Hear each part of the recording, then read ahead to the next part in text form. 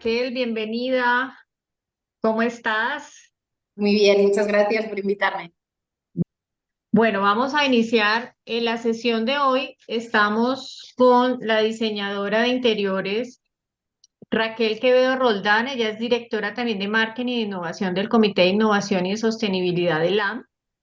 Eh, Raquel es diseñadora de interiores por el ESDI, por la Escuela Superior de Diseño de Interiores, eh, y es especializada en iluminación arquitectónica por la ETSAM. También tiene un máster de diseño en iluminación arquitectónica.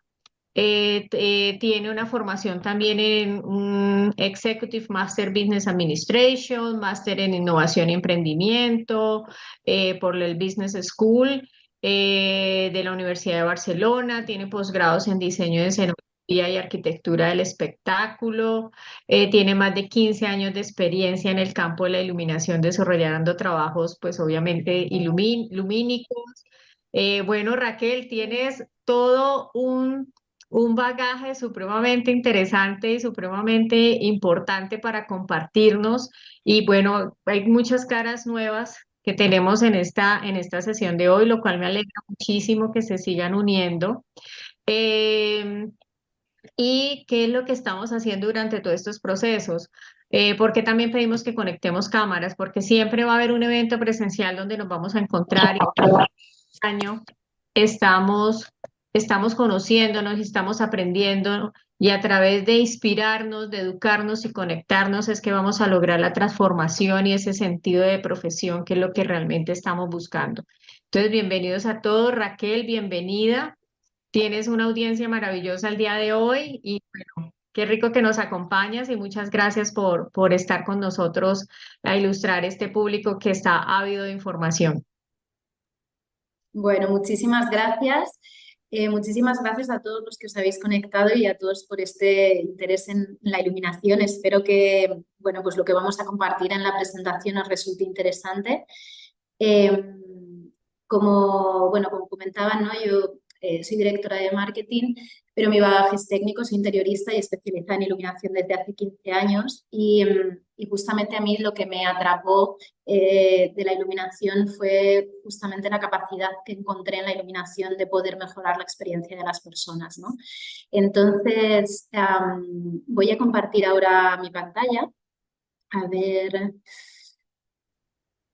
Bueno, pues lo que vamos a intentar abordar hoy tiene el título este de Iluminación y Bienestar desde una mirada transversal. Obviamente no va a ser una sesión en la que aprendamos a hacer un proyecto lumínico, pero sí es una invitación a cuestionarnos ciertas cosas más allá de lo que pueden ser los proyectos o los requerimientos básicos que nos hemos podido encontrar de forma tradicional en la iluminación. Y es que hace ya unos años toda la industria de la iluminación sufrió pues un pequeño tambaleo cuando se empezó a hablar de Human-Centric Light, iluminación biodinámica. Y finalmente la CIE, que es la Comisión Internacional de Iluminación, en 2019 ya le puso un nombre oficial, que era iluminación integradora. ¿Qué era esta iluminación integradora? Pues al final intentaban ponerle un nombre a aquella iluminación que contemplaba tanto los efectos visuales que la iluminación tiene sobre todos nosotros, como los efectos no visuales, que quizás era lo que no estábamos tan acostumbrados. ¿Y, ¿Y qué significa esto exactamente, esto de los efectos visuales y no visuales?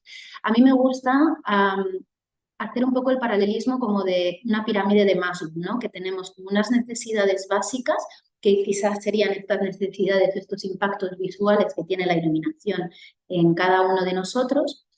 El siguiente nivel serían los impactos o las necesidades que tenemos desde el punto de vista psicológico y emocional. Y luego, en el último eslabón, tendríamos todo lo relativo a los impactos que tiene la iluminación circadiana sobre nosotros. Y esto es lo que vamos a intentar abordar durante la presentación que tenemos hoy. Cuando estamos hablando de los impactos que tenemos a nivel visual, obviamente, como decía, es como la base de la pirámide de los requerimientos que necesitamos cubrir cuando estamos reflexionando sobre la iluminación dentro de los espacios arquitectónicos que estamos habitando. Obviamente el primer nivel es considerar los niveles de iluminación necesarios que tenemos que tener para desarrollar la tarea que se va a desarrollar en ese espacio. Después tenemos que entender la diferencia entre luminancias e iluminancias y entender cómo funciona nuestro ojo para estar estableciendo una serie de estrategias en cuanto a los contrastes que proponemos dentro de los espacios y las uniformidades. Obviamente, un punto primordial es hablar de la salud visual desde el punto de vista de reducir los deslumbramientos, pero veremos que luego también hay algunos otros puntos en los que quizás no estamos tan acostumbrados a escuchar, como puede ser el riesgo fotobiológico, y que ahora iremos como intentando detallar cada uno de ellos. Y por supuesto, la calidad propia de la luz que tenemos dentro de ese espacio. Decíamos que el primer punto es establecer unos niveles de iluminación básicos para desarrollar la tarea que está pensada en ese espacio. Pero aquí también la reflexión no solo es pensar en la tarea que vamos a desarrollar, sino pensar en quiénes son esos usuarios que van a estar utilizando ese espacio. Porque, por ejemplo, una persona de más de 60 años llega a necesitar más de 3 veces el nivel de iluminación que una persona de menos de 25. Por eso hay muchas veces que cuando entramos en una residencia geriátrica vemos a todas las personas mayores de 60 muy pegados a la ventana, y no es tanto porque les guste estar cerca de la ventana, porque les guste ver el exterior, que tal vez sí, pero es mucho porque fundamentalmente necesitan mucha más iluminación que la que regularmente está estipulada. La salud visual, decíamos, imprescindible cuando estamos hablando de bienestar, cubrir las necesidades básicas de deslumbramiento. Entendiendo por el deslumbramiento tanto los deslumbramientos directos por parte de los propios equipos de iluminación que tenemos, como los indirectos, que ahora también hablaremos de ellos. Cuando de nuevo hablamos de deslumbramiento directo, de nuevo es muy importante reflexionar sobre los usuarios que están usando aquel espacio, porque normalmente en las normativas está tipificado un tipo de deslumbramiento que es el denominado índice de UGR, que está tipificado pues, para una población media. Pero cuando de nuevo entramos a ver cuál es el grupo poblacional, las personas mayores son excesivamente sensibles a los deslumbramientos por el progresivo, la progresiva opacidad que tienen del opalino, que les hacen ser más sensibles a los deslumbramientos. De la misma manera que los niños en una escuela, por ejemplo, o en espacios destinados para ellos, también son muy sensibles al deslumbramiento. Por un lado, porque su sistema visual está todavía en formación, pero también porque su propio punto de vista está mucho más bajo que el de los usuarios norma. Quiere decir que cuando ellos están elevando su punto de vista, al final están exponiéndose mucho más a la fuente de luz, a este deslumbramiento directo, porque están aumentando mucho su campo visual en ese sentido. Tenemos que hablar también, cuando pensamos en la salud visual, en cómo queremos que sea esa atmósfera lumínica. Ya hablábamos antes de que es muy importante establecer estrategias de contraste. Es muy importante tener en cuenta la iluminación indirecta y es muy importante pensar en la iluminación por capas. ¿Qué queremos decir con esto? Aquí hay que intentar diferenciar entre luminancia e iluminancia, que para aquellos que no estén tan familiarizados con el proyecto lumínico, a estos dos planos de luz, a la mesa y al cuaderno, digamos que está llegando el mismo nivel de iluminación que proviene de la fuente de luz, es decir, están recibiendo la misma iluminancia, los típicos 300, 500 luxes que nos suele marcar una normativa. Sin embargo, ustedes pueden ver que es diferente la luz que nos reflejan, que es la que nos está llegando a nuestro ojo, que es la luminancia. ¿Qué quiere decir esto? Que cuando pensamos en el tipo de iluminación que tiene que haber en un espacio, es muy importante que pensemos en cómo son esos acabados que conforman el espacio, porque van a tener mucha interferencia en la luminancia. Es importante también entonces que pensemos en este balance de contrastes, porque nuestro ojo es especialmente eficaz no detectando niveles de iluminancia, recuerdan los 300, 500 luxes, sino detectando luminancias. Es donde nuestro ojo realmente es eficiente. Con lo cual, pensar los proyectos lumínicos en clave de luminancias en vez de iluminancias es mucho más eficaz. Es importante, como decíamos, tener muy en cuenta cómo se refleja la iluminación en los planos verticales o incluso lo que nos llega reflejado desde el propio techo, porque de alguna forma es lo que va a conformar lo que llamamos la iluminación cilíndrica o la iluminación vertical. Y es también una muy buena estrategia, por esto que decíamos justamente de que nuestro ojo es especialmente eficaz entendiendo contrastes, pensar en una iluminación por capas en lugar de pensar en inundaciones de iluminación. De forma que, jugando con tener unas uniformidades que no sean excesivas, porque también en situaciones donde no hay uniformidad y hay un nivel de iluminación muy concentrado y en el espacio circundante justamente inmediatamente al lado los niveles son muy bajos, entonces ahí sucede una situación de fatiga visual porque estamos obligando a nuestro músculo ocular a estar todo el rato adaptándose a esa situación de mucho nivel de iluminación, bajo nivel de iluminación. Pero encontrar ese equilibrio entre una iluminación de tarea y una iluminación en espacios circundantes nos ayuda mucho a leer el espacio y a sentirnos más confortables. Tenemos que hablar también, decíamos, del confort visual, desde el punto de vista del riesgo fotobiológico, que decía que quizás este concepto a lo mejor algunos de ustedes están menos acostumbrados a escucharlo. El riesgo fotobiológico está tipificado según una norma europea, que es la 62471, y básicamente esto lo que significa, este gráfico que ven aquí, es una distribución espectral de una fuente de luz LED estándar. Digamos que es como una radiografía de cómo es este espectro lumínico. Y como ven aquí en este gráfico, hay unas emisiones muy elevadas en estas tonalidades azules. Estas tonalidades que entran entre los 380 y 450 nanómetros, que son justo el final del espectro lumínico visual. Ya después de esto tendríamos los rayos ultravioletas, que no son visibles para nosotros. Bien, este riesgo fotobiológico o esta normativa lo que hace es tipificar el potencial riesgo que podemos tener si estamos mucho tiempo expuestos a una fuente de luz que tiene estas emisiones muy excesivas y que puede llegar a ser un riesgo potencial si pasamos mucho tiempo con exposición directa a ella. Riesgos como los daños fotoquímicos, que esos daños fotoquímicos están asociados a la degeneración macular asociada a la edad, es decir, que cuando durante todo nuestro periodo de vida, si estamos en espacios interiores y estamos muy expuestos a un tipo de fuente de luz que tiene unas emisiones muy agresivas aquí, pues puede ser que nos esté pues acelerando esta degeneración macular. Incluso también tipifica los daños fototérmicos que llegan a estar asociados pues, a un envejecimiento de la piel. Esto, como decíamos, lo que hace la normativa es clasificar las fuentes de luz en función de cuánto tiempo podemos estar expuestos a determinada fuente de luz. Incluso hay un grupo que es el grupo 0, que es el que deberíamos estar todos intentando utilizar en nuestras aplicaciones lumínicas, que esta norma clasifica como fuentes de luz exentas de cualquier tipo de riesgo fotobiológico, es decir, que podríamos estar de forma indefinida expuestos a esta fuente de luz sin correr ningún tipo de daño.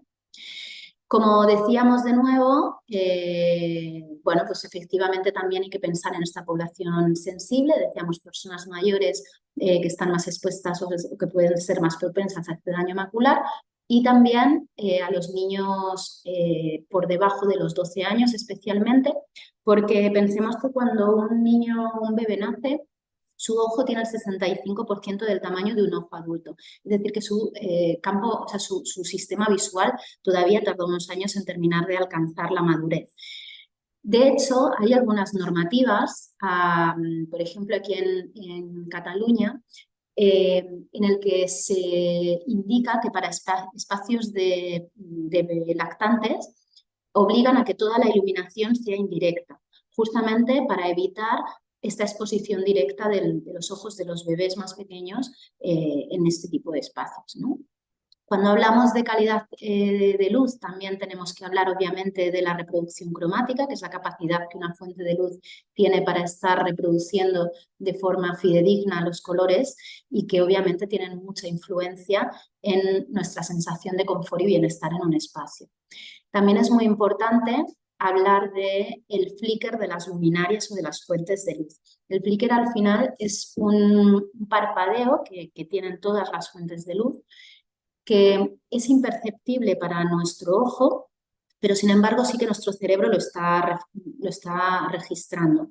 Esto a la larga, cuando no tenemos luminarias que están con unos niveles adecuados, pues lo que se traduce es en fatiga visual, en migrañas, incluso si pensamos en aquellas personas mucho más sensibles, como pueden ser personas que padezcan epilepsia fotosensible o personas con autismo, pues esto que hablábamos de la fatiga y de las migrañas se llega a acrecentar mucho en estas personas porque son mucho más sensibles a este flicker. Esto es un ejemplo de la aplicación lumínica que les decía antes. Esto es una guardería municipal en La Morera, en Barcelona, en España, que como ven toda la guardería, en aquellos espacios donde están especializados para los niños más de menor edad, la aplicación lumínica, como ven, es totalmente indirecta. Digamos que cuando ya hemos abordado todo este confort desde el punto de vista de los efectos visuales, nos toca subir un escalón más, ¿no? Y sería entender cuáles son estas afectaciones desde el punto de vista más psicológico. Por un lado, tenemos una influencia emocional. Yo creo que todos hemos percibido o hemos vivido el estar en un espacio donde la iluminación sentíamos que tenía cierta interferencia en nuestro estado anímico. En general, muchas veces nos preguntan, oye, ¿es mejor la luz cálida? ¿Es mejor la luz fría? Bueno, la realidad es que hay una relación entre niveles de iluminación y temperatura de color. Es decir, que no se puede decir la luz fría es mejor o la luz cálida es mejor. Hay que tener en cuenta varios aspectos. Esta curva que ven aquí se llaman las curvas de Kruithof. Fueron un estudio que se hizo ya por los años 40, un óptico físico en Holanda, y lo que hizo fue hacer un estudio para intentar seleccionar cuál era el rango o esta relación de temperaturas de color versus nivel de iluminación con los que la gran mayoría de las personas nos sentíamos confortables, y se llegó a la conclusión de que a bajos niveles de iluminación lo más confortable es tener temperaturas de color cálida y a altos niveles de iluminación temperaturas de color fría, que casualmente es lo mismo que pasa con la iluminación natural. El sol durante las mañanas y los ocasos y los amaneceres tiene una luz mucho más cálida que lo que se denomina luz día, que sería en pleno mediodía, cuando la iluminación dinámica del sol adquiere su tonalidad más fría, ¿no? Hay que decir aquí que en esta relación también hay ciertas variantes muy interesantes, como por ejemplo la influencia que tiene el género. Normalmente las mujeres somos más propensas a preferir iluminaciones cálidas, y también tiene mucha influencia la zona geográfica donde nos encontramos. De forma que en espacios que son más cálidos, del trópico, en general hay más preferencia a tener iluminaciones un poquito más frías que en países nórdicos, por ejemplo, donde hay cierta preferencia a irnos hacia tonalidades mucho más cálidas. Esto tiene mucho que ver con el denominado efecto Purkinje, que tiene que ver con cómo funcionan los fotorreceptores de nuestros ojos y de nuevo tiene que ver con cómo se ha ido evolucionando nuestro sistema visual y la relación que tenemos con la luz solar. ¿Qué más tenemos que tener en cuenta cuando hablamos de esta afectación psicológica o emocional? Me consta que en estos ciclos pues han hablado muy extensamente de neuroarquitectura y de cómo finalmente pues, la relación, ¿no?, que se establece entre los espacios construidos con nuestro cerebro. Pues lógicamente la neuroarquitectura tiene su paralelismo con lo que se denomina neuroiluminación, entendiendo la luz como una herramienta para generar una estimulación positiva de estos espacios. De forma que tiene afectación obviamente en la percepción, pero tiene también una componente muy importante a nivel de comunicación y de contextualización. Hablábamos otra vez de nuevo de la particularidad de pensar cada espacio en referencia a los usuarios. Cuando, por ejemplo, estamos hablando de esta influencia psicológica o emocional en el grupo de los usuarios más jóvenes o de niños, pues como decíamos, hay que tener en cuenta que hasta los 12 años los niños no adquieren su madurez visual completa. Pero si vamos analizando cómo es la evolución de los niños, al principio los bebés, ¿no?, tienen como conciencia primero de su propio cuerpo, luego empiezan a empezar a ver con más profundidad, hasta que hay un momento en el que empiezan a desarrollar ya la visión en 3 dimensiones, empiezan a tomar la medida de la distancia, de la profundidad. Bueno, con la iluminación podemos fomentar todo eso, de forma que una iluminación que fomente colores, que fomente texturas, que no aplane el espacio, que de alguna forma realce la geometría del propio espacio. Con todo esto estamos ayudando a generar este estímulo positivo que hablábamos en el desarrollo cognitivo del niño. Cuando hablamos de personas adultas, también podemos estar haciendo que su experiencia y su vivencia con el espacio, más allá de dar la luz que necesitamos para desarrollar nuestra tarea de trabajo, podemos estar mejorando mucho esta experiencia. Por ejemplo, haciendo que la iluminación guíe las circulaciones de las personas. Sin tener que poner carteles, por ejemplo, pues podemos estar ayudando a que fluya la circulación por donde nosotros nos interesa. Podemos fomentar la movilidad, de forma que haciendo que una iluminación realce, pues por ejemplo, unas escaleras en lugar del ascensor, pues podemos estar fomentando esa movilidad de los propios usuarios de un edificio. Y, por supuesto, la conexión con el entorno. ¿Qué está pasando con la iluminación natural? Que sabemos que es dinámica, que cambia en cuanto a niveles de iluminación, que cambia en cuanto a tonalidades de luz. Bueno, pues ¿por qué no hacer que la iluminación artificial tenga una relación con esa conexión de lo que está pasando en el entorno? Y de nuevo, tenemos mucho que decir o mucho que aportar a las personas de más edad.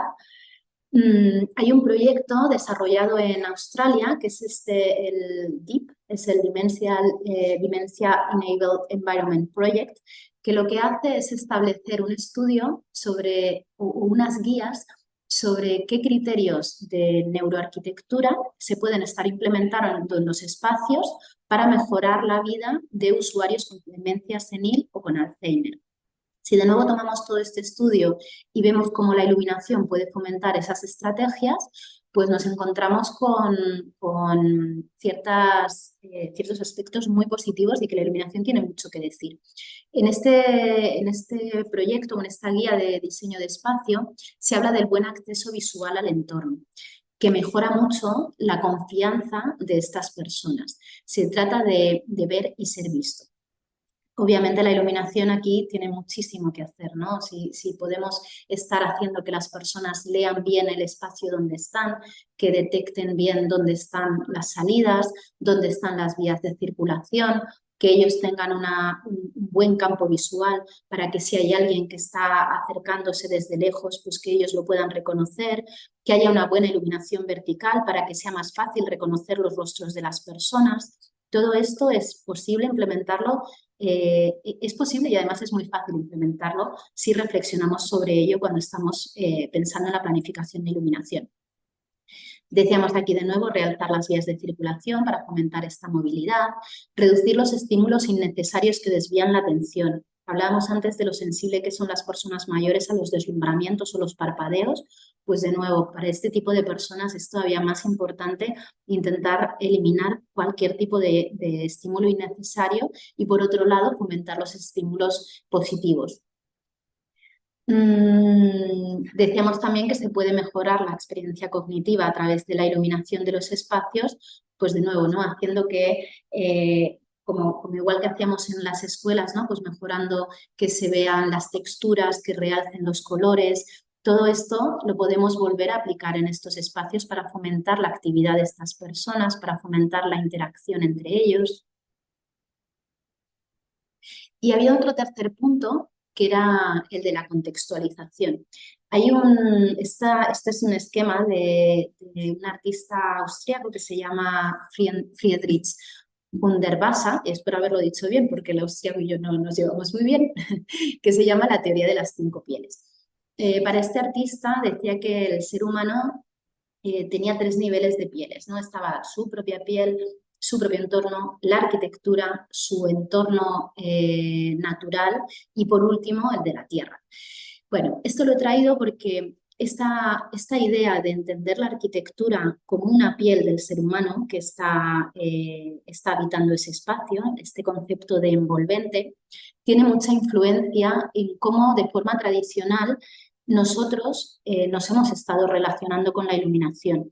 Cuando hacemos reflexiones o cuando estamos viendo ahora lo mucho que se está intentando potenciar la arquitectura vernácula, se está intentando recopilar o recuperar estas formas de construir tradicionales que utilizan estrategias tan sabias y que nos ayudan mucho desde el punto de vista bioclimático, pues cada una de estas arquitecturas típicas tienen una forma de filtrar la iluminación, porque de alguna forma lo que pretendían esta arquitectura era mejorar nuestro confort respecto de las inclemencias del tiempo. De forma que nada tiene que ver pues, cómo nos llegaba la luz en espacios, por ejemplo, pues, del norte de África, del sur de España, ¿no? En el que nos necesitamos proteger de este asoleamiento excesivo.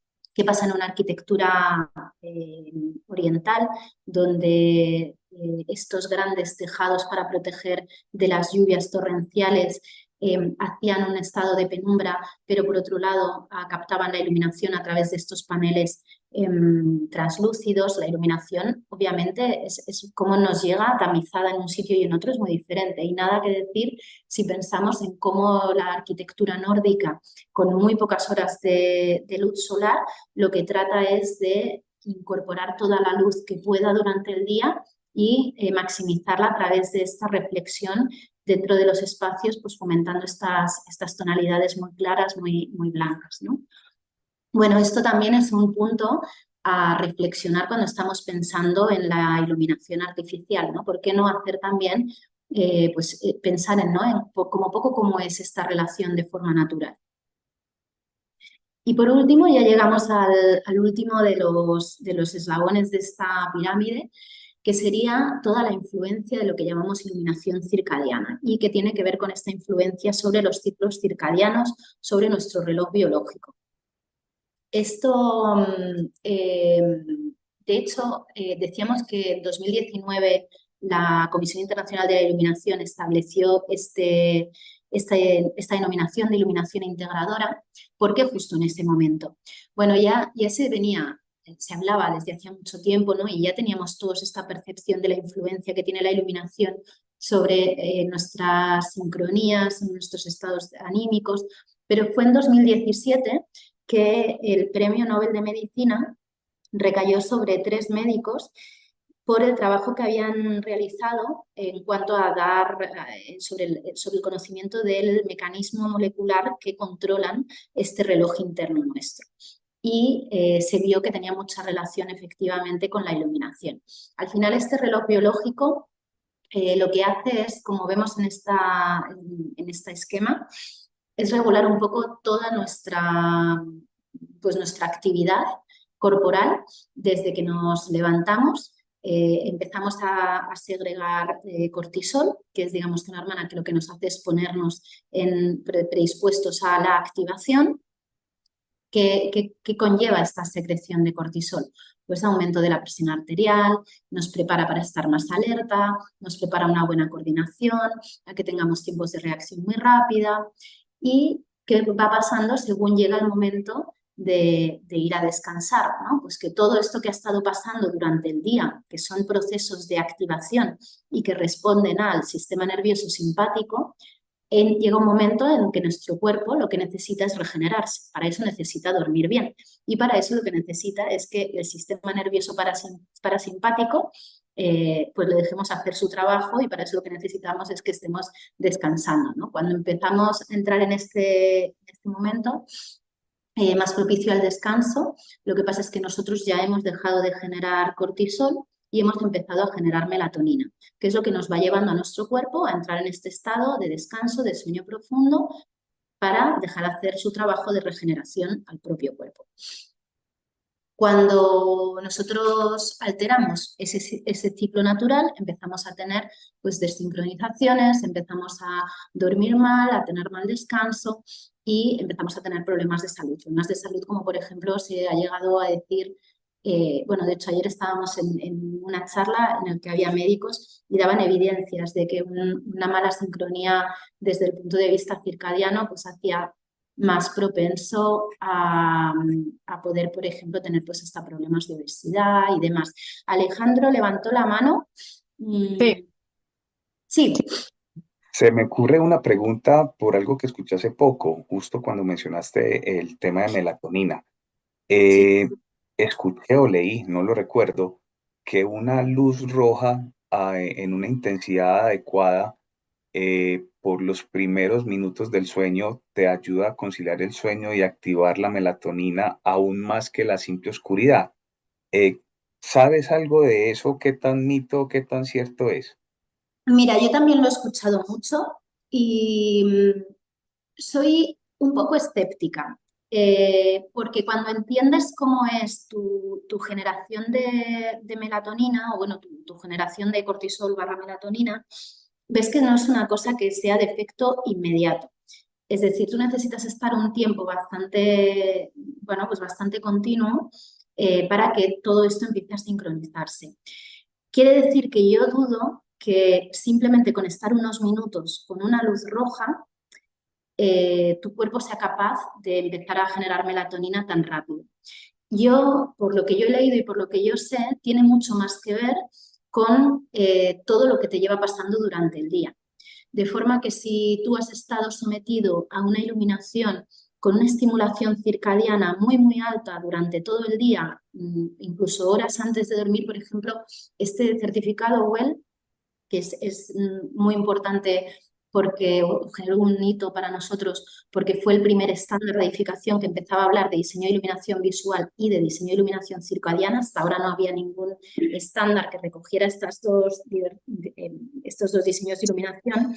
Y ellos te llegan a hablar de que durante 2 horas antes de ir a dormir necesitas estar con unos determinados niveles de iluminación y sobre todo con unos determinados espectros. Por eso yo dudo que simplemente con unos minutos antes de dormir eso ya sea suficiente. Pero bueno, yo, o sea, seguramente también habrá por ahí otros papers o cosas así que a lo mejor sí que lo justifican. Yo a día de hoy no tengo esa certeza, la verdad. Pues, bueno, continuamos. Igual cualquier cosa que vaya surgiendo, pues nada, igual comentamos, ¿vale? Como decíamos antes, pues fue para nosotros en el nivel de la industria de la iluminación fue bastante, un hito bastante importante el tener por primera vez un estándar que hacía esta diferencia y sobre todo que establecía una serie de forma de medir que realmente esta estimulación circadiana fuera la adecuada. Y para entender un poco cómo funciona esto de la estimulación circadiana, tenemos que entender un poco cómo es el proceso de visión.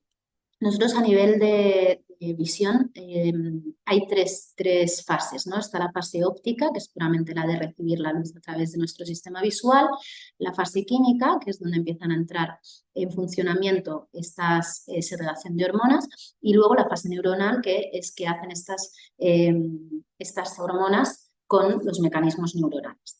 Para entender un poco mejor, nuestros ojos están formados por 3 fotorreceptores. Los bastones y los conos son los que tradicionalmente se conocían y que son los que entran a formar parte de esta parte de la visión óptica.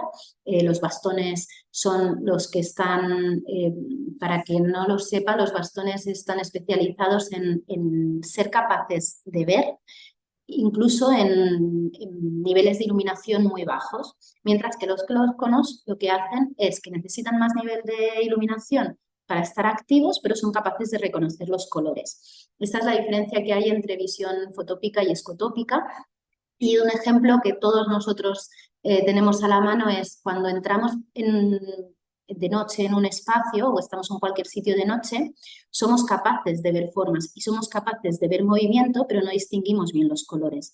Mientras que cuando va subiendo la luz, ya sí que podemos distinguir los colores. Bueno, pues esto es porque en niveles bajos de iluminación los conos no son capaces de reconocer los colores, pero sí que los bastones están activos para que sí que seamos capaces de estar viendo nuestro entorno.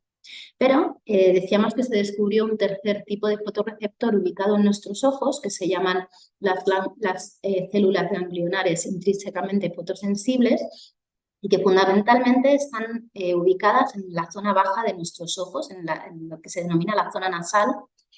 Y este tercer fotorreceptor no participa dentro de la fase óptica, de esta parte, digamos, más visual, sino que es puramente responsable de los procesos de la parte circadiana.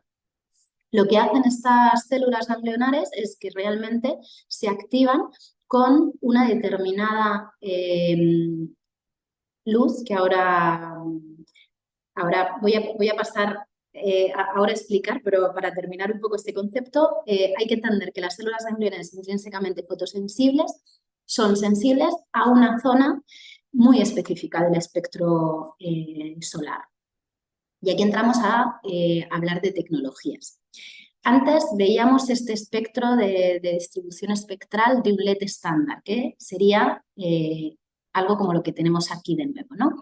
Que teníamos estos emisiones muy altas por debajo de los 450 nanómetros, y en un LED estándar vemos aquí un valle, que es esto que señalizamos con 480 nanómetros.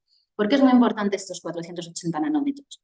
Porque esto es la máxima sensibilidad que tienen estos fotorreceptores encargados de esta sincronización circadiana. Es decir, que una fuente de luz que tiene este valle muy abajo no es eficiente desde el punto de vista de activarnos circadianamente, que es lo que necesitamos que esté pasando durante las primeras horas del día, si recuerdan, ¿no? Es para que nos ayuden a generar este cortisol. Y que casualmente es lo que pasa con la luz solar. La luz solar no tiene estos 450 nanómetros, este pico de los LED estándar tan elevado, y sin embargo los 480 nanómetros lo tienen mucho más elevado, de forma que el espectro, si viéramos este mismo gráfico de la luz solar, es muchísimo más continuo y también con más niveles en la parte de los rojos. Entonces decimos que cuando hablamos de tecnología LED, que muchas veces pensamos que la tecnología LED es una única y hay mucha profundidad dentro de la tecnología LED, pues tenemos la estándar, que correspondería a algo así. Tenemos unas tecnologías LED que están especialmente diseñadas para esta activación circadiana, que es lo que nosotros llamamos tecnología Wellbeing, que aquí, como ven, el dibujo de este espectro es muy diferente. Los picos azules hasta los 450 nanómetros han disminuido respecto a la imagen anterior, mientras que los 480 se han optimizado mucho. ¿Cuándo es importante tener un espectro así? Pues como decíamos, durante las primeras horas del día, que cuando hablamos del estándar Well, lo que nos indica es que durante las 3 primeras horas del día, hablando de un horario pues, de oficina o de escuela, ¿no? Una jornada laboral diurna, lo que nos indica el estándar Well es que durante estas primeras horas del día tengamos una buena estimulación circadiana, o bien por la estimulación de la luz natural, que sería lo ideal, pero si estamos en el interior y no tenemos este aporte de luz natural, estar teniendo esta estimulación circadiana por una fuente de luz que esté pues optimizada en esta longitud de onda concreta. ¿Qué nos permite hacer este tipo de tecnología? Sobre todo cuando las mezclamos con iluminaciones dinámicas, porque cuando habrán escuchado pues esto de los blancos dinámicos, de los tunable white, siempre hay que hacer esta reflexión. Es un cambio de temperatura de color pero sin hacer esta estimulación circadiana, o es un cambio de temperatura de color que además juega con esta estimulación circadiana. Cuando hablamos un poco de estas tecnologías, lo que hacemos es pensar en itinerarios lumínicos, de forma que la iluminación interior pues de alguna forma recoja lo que puede estar pasando con la luz solar, que como decíamos es dinámica. Y nosotros utilizamos este tipo como de matrices que lo que hacen es relacionarnos, por un lado, temperatura de color, nivel de iluminación, que decíamos esto es bastante clave a la hora de sentirnos confortables en un espacio, pero hace una relación también con esta estimulación circadiana. De forma que lo que nos permite esto es generar lo que nosotros denominamos itinerarios lumínicos para ir haciendo que durante el día las diferentes ambientaciones lumínicas vayan cubriendo las necesidades que tenemos. De forma que durante primeras horas hemos dicho que más estimulación circadiana, más nivel de iluminación, más temperaturas más frías, pero según va pasando el día nos vamos encaminando hacia un nivel de iluminación, una estimulación circadiana y una temperatura de color que nos va acompañando hacia ese otro estado más de descanso. Lo que nos permite generar estos itinerarios lumínicos, como decía, en general puede ser una estrategia copiar o tratar de reproducir lo que puede estar pasando con la luz solar. De forma que en una oficina quizás pues podemos estar pues, replicando qué es lo que está pasando con el día. Pero también nos permite generar ciertos itinerarios o ciertas estrategias específicas que nos ayuden a mejorar la experiencia del usuario en los espacios. A la izquierda, por ejemplo, pueden ver cómo podemos utilizar estas estrategias. Imagínense en una escuela donde primeras horas del día podemos acompañar o podemos ayudar a los niños a que mejoren esta activación, que entran soñolientos a la escuela y demás, les podemos estar ayudando, pero cuando vienen del patio de estar jugando, quizás una buena estrategia es ayudarles también con la iluminación a que entren en un estado más de relajación y de nuevo otra vez que se reenganchen al proceso de aprendizaje. De nuevo, nada tiene que ver lo que queremos hacer en un hospital. Tanto en una habitación de un paciente, donde lo que necesitamos es intentar reproducir al máximo posible lo que está pasando con la luz solar para que no entren en estos procesos de desajuste cronobiológico tan típicos de los pacientes de larga duración en un hospital, cómo podemos estar pensando también en los itinerarios de los trabajadores. Imagínense estos trabajadores que están en turno nocturno. Ahí obviamente tenemos que invertir ese ciclo para ayudarles a que cuando llega la mañana, que realmente es cuando ellos tienen que ir a descansar, pues por lo menos durante la noche hayan estado teniendo el ciclo adecuado para intentar ayudarles un poco. A nivel de proyectos o de ejemplos que ya tenemos, pues aquí en Barcelona tenemos un proyecto que... ¿Sí? Ah, pensaba que alguien había hablado. Tenemos Slow Building Barcelona, que es un proyecto de oficinas con unos estándares altísimos en cuanto a sostenibilidad, pero también en cuanto a bienestar. Y todo el edificio está hecho con este tipo de tecnologías. Y aquí fue un trabajo muy interesante justamente de estar analizando los diferentes itinerarios que se iban a implementar en este edificio, llegando a tener... Tuvimos hasta 14 itinerarios diferentes porque cada planta la rentaba una compañía diferente con sus propios horarios y luego teníamos en cuenta también los horarios de verano y los de invierno porque aquí en España hay mucha diferencia en cuanto a las horas de exposición que tenemos en una temporada y en otra. Y hay otro proyecto también muy interesante en este sentido, también con iluminación dinámica, que está allí en Colombia. Y este proyecto lo desarrolló Paula Serna, que es una lighting designer. Iván la conoce bien y alguno de ustedes quizás también.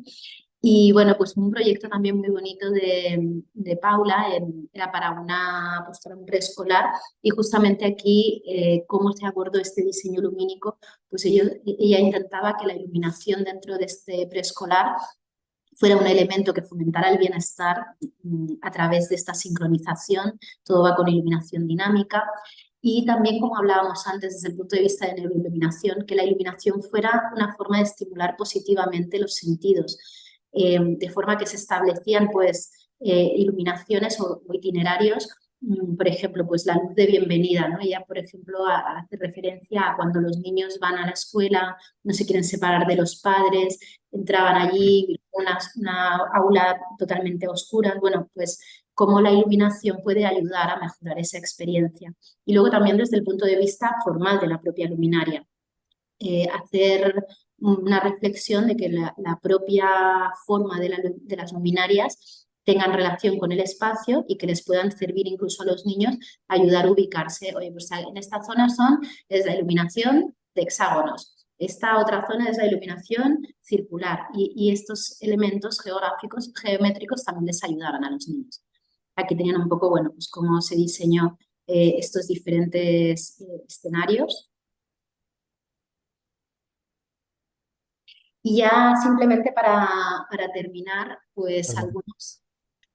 Una preguntita sobre esta iluminación, ¿cuál es el impacto de acuerdo al color de las paredes que haya? ¿Cómo puede influenciar? Bueno, aquí lo que hablábamos un poco en la primera parte, cuando hablábamos de luminancias, tiene mucha influencia efectivamente, porque, mira, tiene influencia, primero, al nivel de lo que denominamos de la iluminación vertical, de esta iluminación reflejada que nos llega y que no es solo la iluminación que recibimos en el plano de trabajo, sino pues cómo la propia habitación refleja la iluminación. Entonces, dependiendo de cómo es la tonalidad, si es más oscura o si es más clara, tendremos un tipo de reflexión o de otra, con lo cual es muy importante. Pero luego también tiene mucha influencia en el deslumbramiento. Cuando hablamos de UGRs, muchas veces se mira de forma orientativa el índice de deslumbramiento de una luminaria a nivel de ficha técnica. Pero lo correcto es hacer este índice de deslumbramiento, este cálculo, dentro de una habitación, porque efectivamente tiene mucha influencia lo que pasa en el entorno. Para que os deis una idea, una misma fuente de luz ubicada en un espacio donde todas las paredes son negras, va a tener muchísimo más deslumbramiento que esa misma fuente de luz si está ubicada en un espacio que tiene mucha más claridad. Porque el hecho de tener reflexión de luz por parte de los paramentos baja mucho el índice de deslumbramiento de la propia luminaria. Así que sí, tiene los colores de los paramentos y de los planos horizontales tienen muchísima influencia. Sí, muchas gracias. Nada. Vale, decíamos entonces que ya para ir terminando, os quería compartir ciertos datos de estudios que tenemos realizados por estudios externos, no son cosa nuestra, en los que se ha visto que una correcta iluminación llega a reducir un 33% la sensación de somnolencia en puestos de trabajo, lo que se refleja en un aumento de un 4,5% en la productividad y una disminución de los accidentes por errores de un 2%. Cuando estamos hablando de hospitales, encontramos datos de que una correcta iluminación llega a aumentar un 55% la calidad del sueño de los pacientes y eso tiene su relación en una reducción de los costos de atención de un 10%. Porque si mejoramos la calidad del sueño, los pacientes en general se recuperan mucho antes, con lo cual los costes de gestión de un hospital bajan. Y cuando hablamos de espacios educativos, hay también datos muy interesantes. Se desarrolló en el Hospital Psiquiátrico Infantil y Juvenil en Hamburgo y los datos que se extrajeron de este estudio fue que una correcta iluminación reducía un 76% los casos de hiperactividad, mejoraba un 35% la velocidad lectora de los niños y reducía un 45% los errores en este mismo proceso de velocidad lectora. Con lo cual, pues, tenemos datos de que una forma correcta de iluminación tiene realmente un impacto muy positivo en las personas. Daniel Berenes también ha levantado la mano. Hola, buenos días. Una consulta. Has mencionado en dos ocasiones ejemplos de iluminación en espacios hospitalarios. Sin embargo, digamos, entendiendo la distribución de un hospital, muchos de estos espacios son con divisiones cerradas donde podemos tener iluminación, digamos, diferenciada. Pero un ejemplo, no sé si han hecho un ejemplo en un servicio con emergencias, donde son espacios más abiertos, está el funcionario, ¿verdad? Que tiene que estar activo en funciones, pero también está el paciente que tiene que estar en horarios de descanso y eventualmente recuperación. ¿Han hecho algún ejercicio en ese tipo de dualidad de espacio? Pues mira, justamente antes he comentado que hace 2 días estuvimos en una charla, fue un seminario de Luz y Salud que se organizó en Chile y estábamos invitados porque justamente hemos estado participando en un estudio que ha realizado una doctora en un espacio de UCI, bueno, de hecho lo están realizando todavía, en espacios de UCI en un hospital de allí de Chile. Y un poco lo que hicimos ahí fue nosotros aportar la iluminación, o sea, la tecnología, ¿no? El grupo de trabajo estaba formado por una doctora, había un lighting designer de allí de Chile y nosotros por la parte de aportar la tecnología. Y justamente lo que se trataba de hacer era no aislando la iluminación, obviamente, porque todo esto que estamos hablando de que la iluminación tiene mucho impacto en el bienestar y en la salud y en el confort, obviamente el confort no va aislado y no es solo cuestión de la luz, ¿no? Si luego tenemos un disconfort térmico o un disconfort acústico, pues la iluminación sola no va a hacer que nos podamos sentir completamente bien. Entonces, este proyecto que te decía en la UCI y en Chile se abordó de una forma bastante transversal y se intentó mejorar todas las condiciones de confort higrotérmico, teniendo en cuenta acústica, térmica, calidad del aire y iluminación. Y aquí realmente, efectivamente, el reto es, por un lado, poder tener la iluminación suficiente para que los trabajadores puedan hacer sus tareas, que el paciente no sufra mucho y luego también conlleva un cambio de prácticas, que es un poco lo que este estudio que están realizando trata de impulsar, ¿no? El que si tú tienes a un paciente en la UCI y durante toda la noche estás con pitidos de máquinas, entrando a tomarle la temperatura, que es imposible que ese paciente pueda descansar y obviamente se le desincronizan los ritmos circadianos, pero lo que demostraba este estudio incluso es que cuando luego el paciente ya llega a su casa, tarda mucho tiempo en volver a agarrar su sueño natural. Entonces, en estos espacios efectivamente es donde más crítico puede ser implementar unas situaciones porque, como bien dices, hay que estar teniendo en cuenta los dos usuarios que están allí, el usuario paciente y el usuario trabajador. Perfecto, gracias. Yo ahora, si les parece, como ya he terminado los slides, voy a dejar de compartir y así, a ver.